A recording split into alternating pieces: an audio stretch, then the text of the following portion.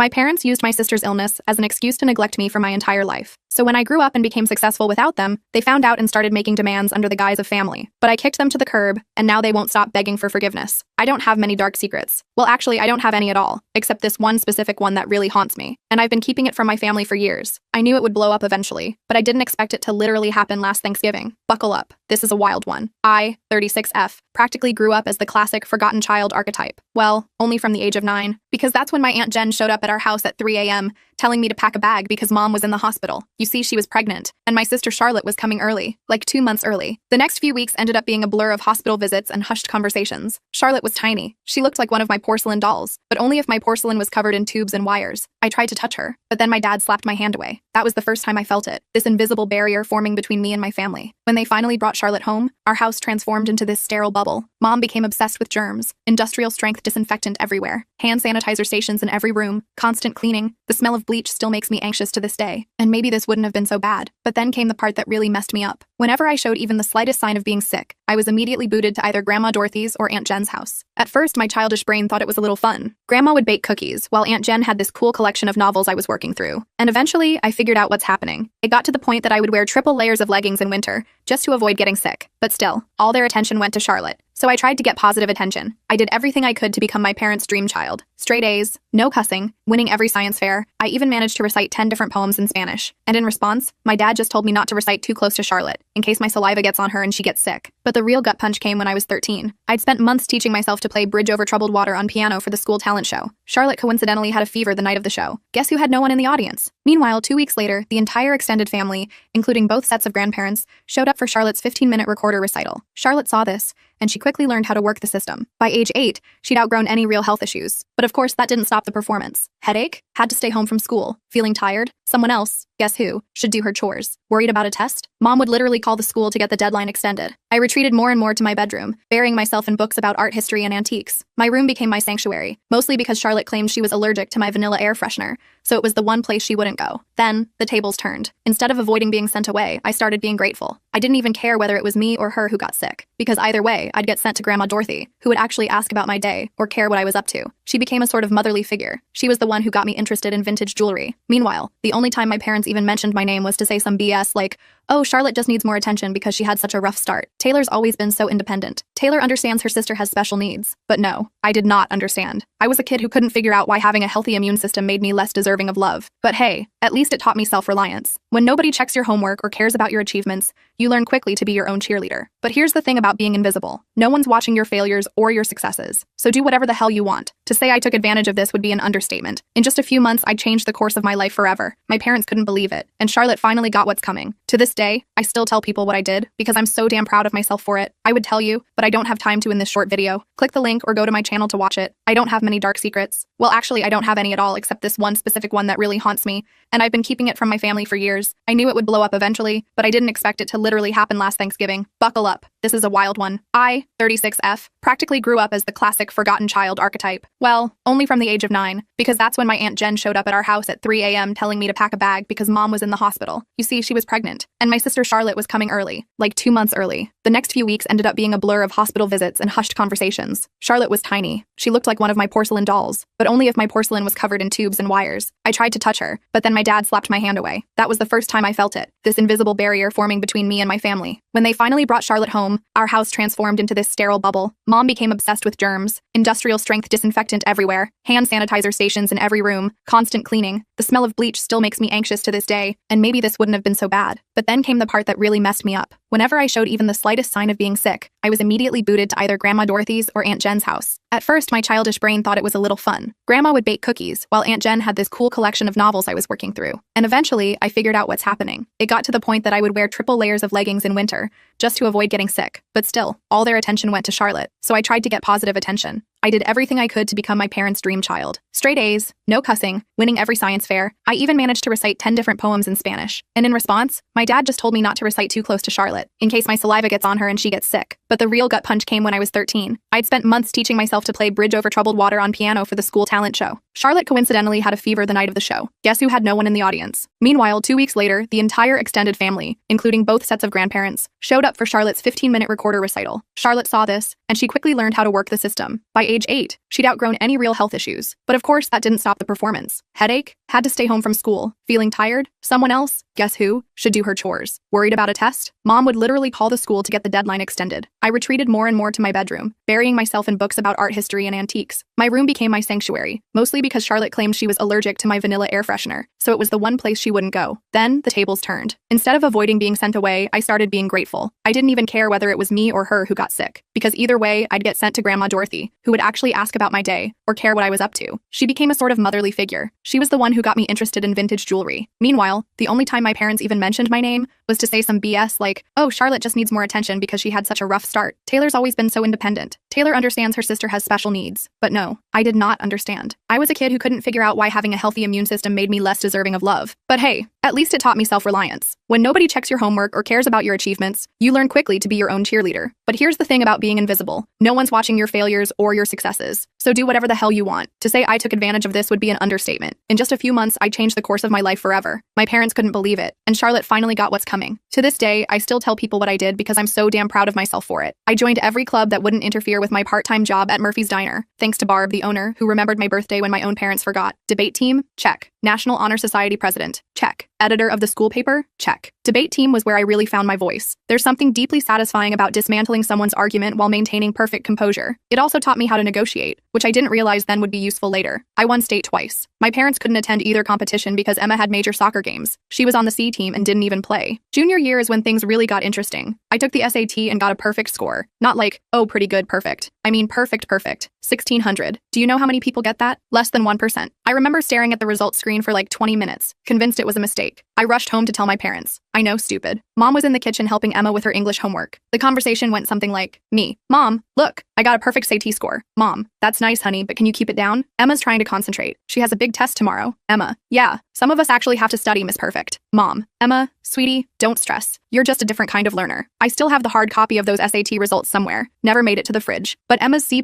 in English? That baby got prime refrigerator real estate with a, we're so proud of you, magnet. The college application process was interesting. I applied to 15 schools without telling anyone, wrote all my own essays, gathered my own recommendations, handled all the financial aid paperwork myself. My guidance counselor, Ms. Wilson, was the real MVP. My parents were too busy to help with the FAFSA, so I stayed after school. Then the acceptances started rolling in. Harvard, Yale, Princeton, Northwestern, each one coming with a scholarship offer. I kept them all in a locked box under my bed, knowing what would happen if Emma found out. They'd suddenly make it all about her. But if Taylor goes to Harvard, I'll be all alone. Or some nonsense. The day I got my full ride offer from Northwestern, Emma made junior varsity cheerleading. Guess which one was celebrated with a family dinner? Hint, I had microwave mac and cheese in my room while they went to Olive Garden. But you know what? That scholarship was my golden ticket. Tuition, room and board covered, plus a book stipend. I could finally leave that house where I was either invisible or inconvenient. The day I got my acceptance package, I went to my favorite spot in the local library, a third-floor window seat overlooking the park, and cried for an hour. Not sad tears, relief tears. When I told my parents at dinner I was going to Northwestern, they were concerned. Dad, Northwestern? But that's so far away. What if Emma needs you? Mom, I hope you're not expecting us to help with expenses. Emma's cheerleading competitions are very expensive. Emma, crying. Oh my God, finally. Can I have your room? I need space for my TikTok videos. I worked double shifts at Murphy's Diner that summer to save money. Barb, bless her heart, always gave me extra tips and made sure I got to take home leftover pie at the end of my shifts. She also taught me a valuable life skill, how to spot genuine people in a world full of fakes. Honey, she told me, in diners and in life, the ones making the most noise usually have the least to say. Move-in day at Northwestern? My parents couldn't come because, surprise,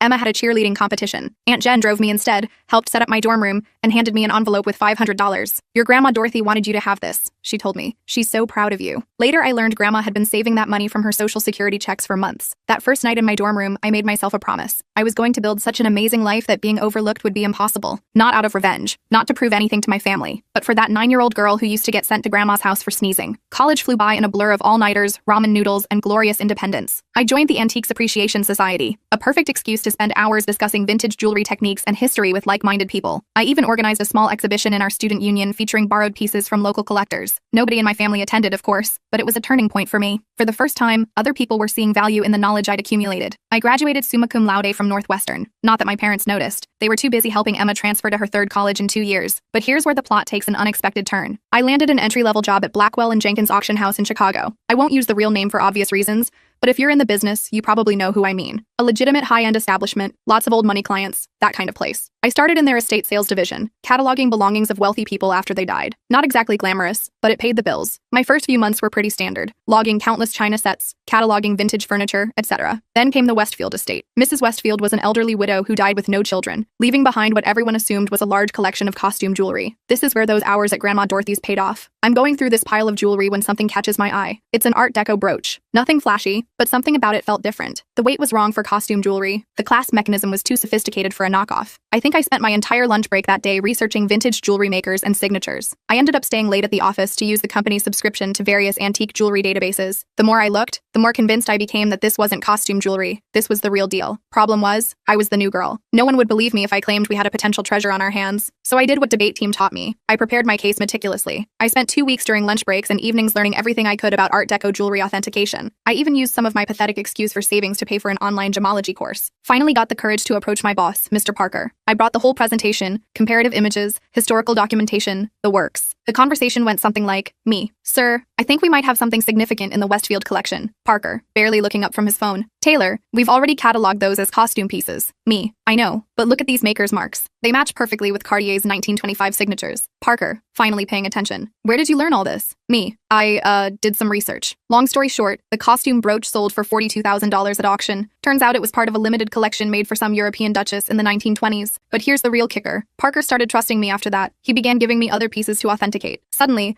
my useless hobby of sorting vintage jewelry had actual value. I threw myself into learning everything about antique jewelry. I took every online course I could afford. I spent weekends at estate sales studying pieces, even started a small notebook documenting different authentication processes. My apartment looked like a jewelry scholar's fever dream, with walls covered in printouts of vintage hallmarks and certification guides. The auction house started seeing results. I was finding important pieces others had overlooked, developing relationships with collectors, understanding the market. My commission checks got bigger. For the first time in my life, I wasn't just surviving, I was saving money. My family, still remarkably uninterested. At Sunday dinners, which I still attended like a fool, the conversation went like, Mom, Taylor's still at that antique shop, right? Me, auction house. And yes, actually, I just authenticated a rare Tiffany piece. Emma, interrupting. Oh my god, speaking of jewelry, you guys have to see this charm bracelet I bought at the mall. But I didn't care anymore. For once in my life, I had found something wholly mine. Something I was genuinely good at. Something that had nothing to do with being Emma's sister or the family disappointment. Then came the Harrington collection. This was about 2 years into working at the auction house. Massive estate, old money family, lots of buzz in the industry. I was part of the team cataloging their jewelry collection, and that's when I spotted it. A fairly ordinary-looking Art Nouveau piece everyone else had passed over. I spent 3 days researching it, barely slept. It turned out to be a piece from a famous French jeweler's private collection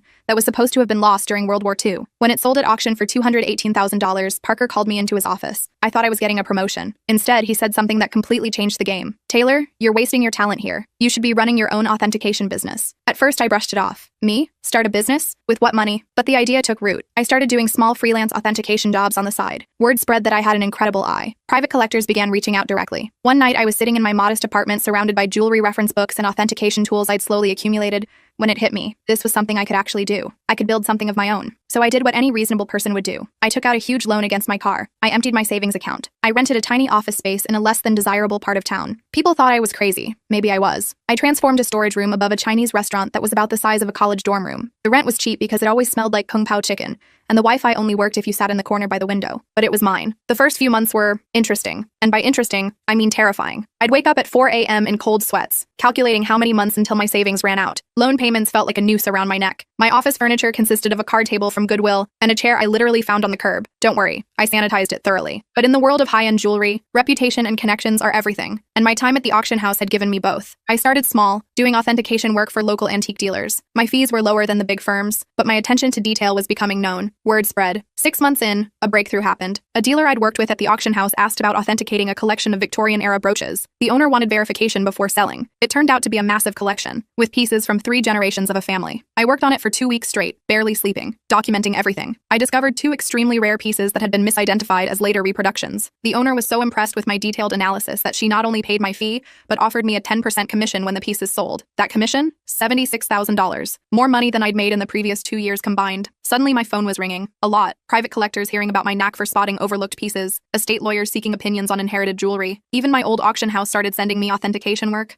I'm pretty sure Parker was secretly helping spread the word. Thanks, boss. By year 2, I'd hired my first employee, Mia, a recent geology graduate who reminded me way too much of myself at that age. Super smart but overlooked because she was quiet. She's now my head of authentication and worth her weight in gold. The business grew faster than I could have imagined. Moved to a proper office downtown. Goodbye, Kung Pao chicken smell. Built a team of specialists. developed a reputation for finding lost pieces. You wouldn't believe how many important historical jewelry pieces get misidentified as costume jewelry in people's attics. Around this time, I also had my first real chance to help Grandma Dorothy. She called me one night, clearly uncomfortable about asking for help. Her house needed a new roof, a $15,000 expense she couldn't afford on her fixed income. I transferred the money to her account that night and told her it was an advance against future jewelry consultations. We both knew it was a fiction, but it preserved her dignity while allowing me to help the one person who'd always been there for me. But success came with its own challenges. The bigger we got, the harder it became to keep it a secret from my family. They still thought I worked at that little antique shop. Emma would make these snide comments during family dinners. Emma, Taylor, I have some old jewelry I was going to donate to Goodwill. Maybe your little shop would want it. Me, having just authenticated a $1.4 million Fabergé item that morning. Sure, I'll take a look. Mom still introduces me to everyone as my other daughter. She works with old jewelry or something. Meanwhile, I was quoted in Forbes, thankfully under my company name, and we'd just opened our third office. The weird part? Keeping the secret became almost enjoyable, like this private joke with myself. I'd sit at Sunday dinner in my Target clearance outfit, actually Prada, listening to Emma talk about her entry-level marketing job, knowing I'd just closed a deal worth more than her annual salary. I even started playing little games with myself, like wearing authentic Harry Winston pieces to family gatherings to see if anyone would notice. They never did. Emma once spent 20 minutes showing off her expensive $250 Michael Kors watch. I was wearing a vintage Patek Philippe worth more than her car. By year 5, we'd established offices in Chicago, New York, and Boston. I spent more time on airplanes than in my own bed. We built a reputation for discretion. Turns out a lot of wealthy people want their jewelry authenticated without the rest of the world knowing. I met an oil magnate's widow once who arrived after hours through the service entrance, terrified that her stepchildren would discover she was having the family collection appraised before making changes to her will. I've authenticated pieces for celebrities who didn't want the press knowing about their jewelry investments. I've even been flown to foreign countries on private jets to verify collections before major auctions, all while my family thought I was working inventory at some local antique mall. The money was insane. Like, we need to hire a team of financial advisors insane. Still, I maintained a relatively modest lifestyle. I bought a nice but not flashy house in a good neighborhood. I drove a high-end but not obvious car. The only place I truly splurged? My home office. State-of-the-art authentication equipment. The best security system money could buy. A custom-built vault that would make Fort Knox jealous. The irony? They thought I was being frugal to help them. Mom would say things like, "It's so sweet of Taylor to help out. She must be eating nothing but ramen to manage it." Meanwhile, I just authenticated a collection that earned me a commission larger than their mortgage. You know what's strange about success? The more you have, the harder it becomes to explain to people who've always seen you as less than. It's like trying to describe color to someone who's only seen in black and white. They lack the context. By this point, my company was doing extremely well. We had cornered the high-end jewelry authentication market in the Midwest, and our reputation was solid gold, pun intended. But every Sunday, I'd drive to my parents' house for dinner, playing Taylor the modest antique shop worker. The cognitive dissonance was becoming ridiculous. I'd spend my mornings on conference calls with Dubai collectors, my afternoons authenticating million-dollar pieces, and my evenings at my parents' house in carefully selected normal clothes, eating Mom's overcooked pot roast while Emma dominated the conversation with stories of her latest marketing triumph. Usually something like bringing her boss coffee without spilling it. One Sunday stands out particularly in my memory. I had just completed a huge deal, authenticating a missing Cartier piece that had been sitting in someone's safe deposit box for 40 years. The commission alone? 7 figures. I drove straight from the meeting to my parents' place, still buzzing from the successful authentication. Mom, Taylor, honey, is everything okay? Your clothes are looking a bit worn. Me, oh, you know, trying to save money, wearing a $2,800 cashmere sweater I'd purposely chosen for its understated look. Emma, well, if you'd gotten a real job instead of playing with old jewelry. Dad, Emma, be nice. Not everyone can be as successful as you. I nearly choked on my pot roast trying not to laugh. The anonymous transfers, monthly payments to my parents, began around this time. Aunt Jen told me they were struggling to pay Emma's student loans and medical bills. Mom casually mentioned they might have to sell the house. I couldn't let that happen. Despite everything, it was still the home I grew up in. So I started an anonymous monthly transfer of $5,000 to their account. When questioned, I claimed I was giving $1,000 by living on rice and beans. They assumed the rest came from Aunt Jen or other family. Emma, of course, took credit for inspiring family members to help. The money helped, but it also had unexpected consequences. My parents began treating me with this weird mixture of pity and patronizing pride, like I was some noble poverty case, sacrificing everything to support the family. Meanwhile, Emma's spending became more extravagant. She'd show up for dinner with new designer bags, claiming they were outlet finds. They weren't. I can spot an authentic Gucci from 20 paces. She started taking lavish vacations and bragging on Instagram about her #blessed life. I'm pretty sure she was using my support money for shopping sprees, but I kept quiet. The irony was just too delicious. Then came the MBA drama. Emma announced she wanted to go back to school for her MBA. Another private university, of course. Only the best for the golden child. Mom called me in tears, explaining how they couldn't afford it. Me, maybe Emma could look at state schools? They have good programs too. Mom, oh honey, you don't understand. Your sister needs to maintain certain standards. But speaking of helping, could you increase your monthly contribution for a few years? I increased it to $7,000 per month. My accounts didn't even notice. But watching them praise Emma for taking initiative with her education, while assuming I was living on ramen to help out, that stung a little. The real kicker? I was giving a guest lecture at the same business business school Emma wanted to attend. My family didn't know that. The dean personally invited me to give a seminar on luxury goods authentication and business growth. I had to make up an excuse for why I couldn't attend Sunday dinner that week. During that lecture, I kept wondering what would happen if Emma walked in. Would she recognize me? Would she tell my parents? The fear of exposure still haunted me, even as I stood there talking confidently to a room full of MBA students about valuation methods for historical artifacts. The cognitive dissonance was getting harder to manage. My own achievements started to feel like a separate life, like I was some corporate superhero with a secret identity. By day, I was running a multi-million-dollar authentication business. By night, well, Sunday evenings, I was just Taylor, the disappointing daughter who worked at an antique shop. The weight of the lie was becoming heavier. Every time Emma made a snide comment about my career, every time Mom apologized to her friends for my modest lifestyle, every time Dad suggested I get a real job, there were moments when I almost came clean, like when Dad mentioned struggling to pay for his blood pressure medication,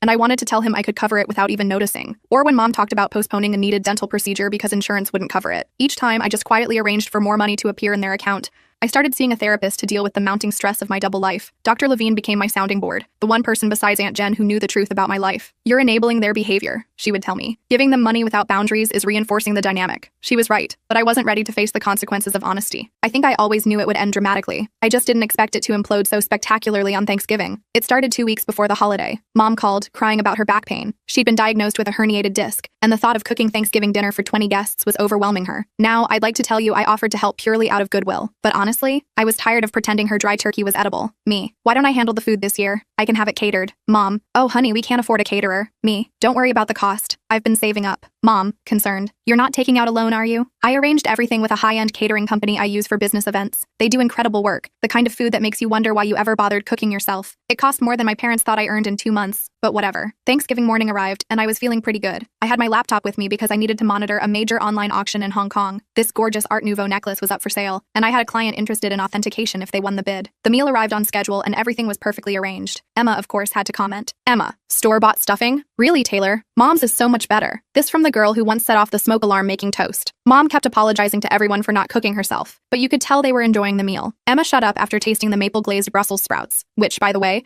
cost more per plate than her weekly grocery budget. Between dinner and dessert, I stepped away to check my laptop. The auction was getting interesting, and I needed to be prepared in case my client won. I set up in my old bedroom, which Mom had kept exactly the same since high school. Meanwhile, Emma's room had undergone 3 renovations. That's when everything went sideways. I had left my authentication program running with several tabs open showing various accounts and current contracts. Emma came in without knocking. Some things never change. To borrow my phone charger. She saw my laptop screen. She saw this as her chance to finally expose how pathetic her older sister was. Emma, smirking. Let's show everyone what Taylor's really been up to. Before I could stop her, she grabbed my laptop and walked into the dining room. Picture this. 20 people, including aunts, uncles, cousins, and my parents, stuffed with gourmet turkey and half drunk on expensive wine they thought was from Trader Joe's. Emma, time to see what kind of important work Taylor's doing on Thanksgiving. She flipped the laptop around triumphantly, apparently intending to embarrass me with whatever minor antique transactions she assumed I was working on. The room went completely silent. Like, you could hear the fancy clock I got Mom for Christmas. She thought it was a reproduction, ticking softly. My screen displayed current account balance, $14.7 million.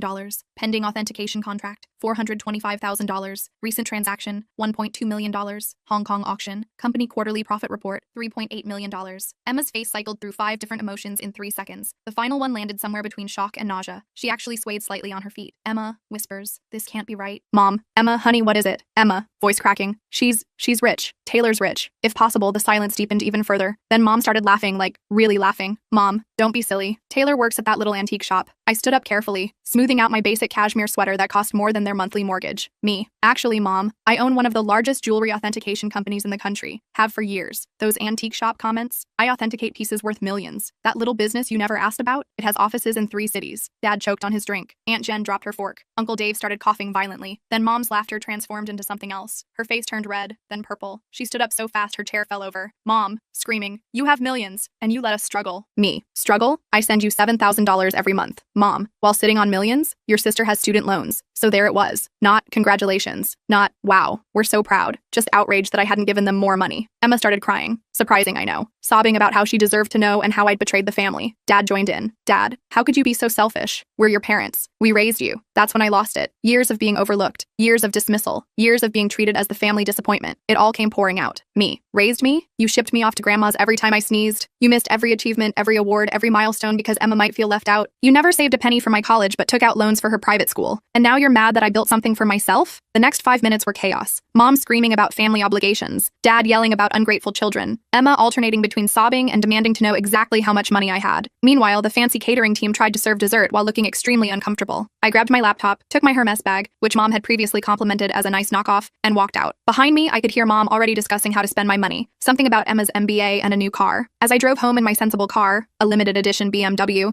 my phone started blowing up with texts. The family group chat exploded. Emma started posting on Facebook about hidden family wealth and selfish siblings. The days after Thanksgiving were like watching a hurricane hit in slow motion, except the hurricane was my family, and the debris was my sanity. Within an hour of leaving dinner, my phone had 52 missed calls and over 200 texts. Mom followed this fascinating progression. 7:42 p.m. How dare you walk out on family? 8:15 p.m. We need to talk about this like adults. 9:03 p.m. Your sister deserves a share of your success. 10:30 p.m. I've already called a realtor about houses in better neighborhoods. 11:45 p.m. Why aren't you answering? This is your mother. Meanwhile, Emma had gone full social media warrior. She wrote a massive rant on Facebook about how her millionaire sister had been hoarding wealth while watching her beloved family struggle. The comment section was insane. Distant cousins and former high school classmates I hadn't spoken to in years suddenly had strong opinions about my moral character. But this is the part that really got me. Emma actually posted, all those years of me trying to help Taylor's career, giving her advice about moving up from that little antique shop, and she was secretly wealthy. The betrayal hurts so much. I nearly threw my phone across the room. The only career advice she ever gave me? She suggested I try selling jewelry on Etsy. The flying monkeys arrived next. Aunt Susan, who I see maybe once every 3 years, called to tell me that family is everything. Uncle Bob, who I'm pretty sure still thinks I'm 12,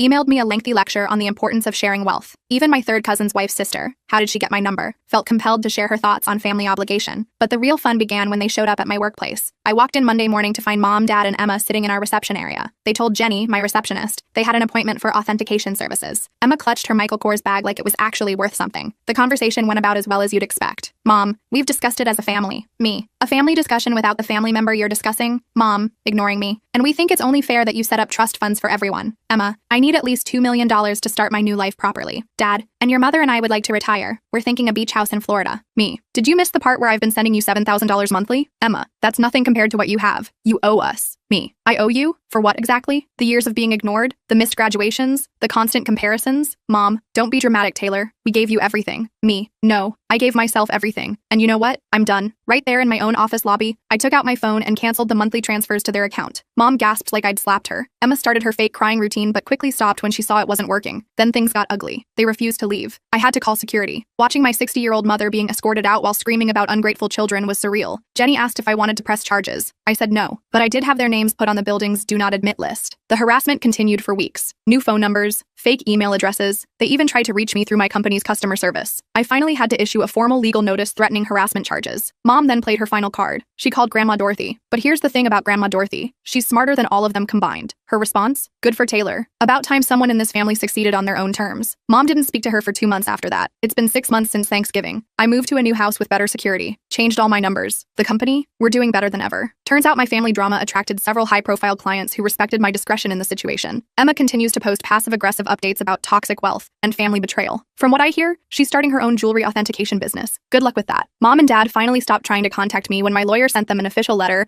outlining how harassment charges would impact their lives. They're now telling everyone they never wanted my money anyway, and they're praying for my soul. The best part? For the first time in my life, I feel free. No more Sunday dinners full of subtle insults. No more downplaying my achievements to spare their feelings. No more financing the Emma show. My therapist says I'm finally establishing healthy boundaries. I say I'm finally living authentically. So that's my story. Thanks for letting me share it. Special thanks to the catering company who sent me a Christmas card saying the Thanksgiving dinner was the highlight of their year. Edit. Responses to common questions. Yes, I'm still in therapy. No, I don't regret cutting them off. Yes, Grandma Dorothy is doing well. She's coming to visit next month to help me catalog a new collection. One last thing. To Emma, because I know you're probably reading this, that Cartier bracelet you're wearing in your latest Instagram post, definitely a fake. Just saying.